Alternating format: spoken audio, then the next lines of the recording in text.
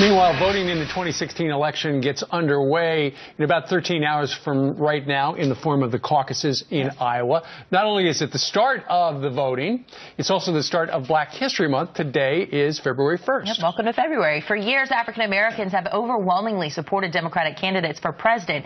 Is there a Republican candidate this year that could cut into that support? Here to weigh in is the editor and publisher of the conservative Black Chick blog and the author of the new book called Con Job: How Democrats Gave Us Crime, Sanctuary Cities, Abortion, Profiteering, and Racial Division, Crystal Wright. Crystal, good morning to you. Good morning. I understand you're not confident that the Republicans would win a majority of the black vote, but there is one Republican candidate who you think the African Americans can identify with. It's Donald Trump.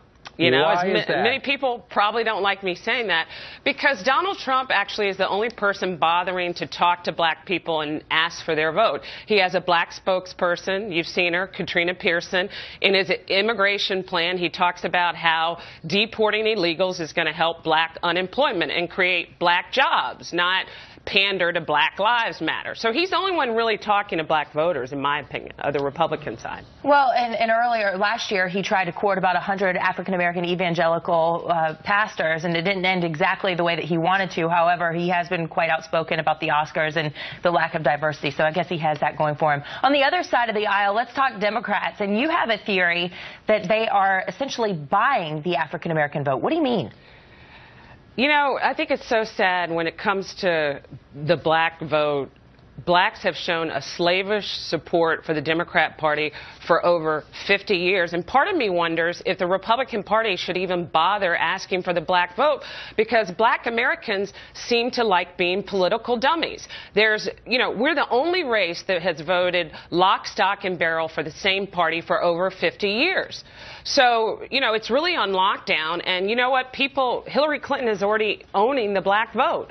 And I think she's owning it because, she was married to the first black president. I mean, that's all Democrats have to do. It's a sad state of affairs for blacks when all they have to do is pander and insult to black Americans decade in and decade out. And we keep coming back for more misery. It's like we've given up on ourselves economically by voting for Democrats. Crystal, I understand you told one of our producers when we were talking about this segment yesterday, blacks don't care about policies. Well, if they don't care about policies, what does that mean?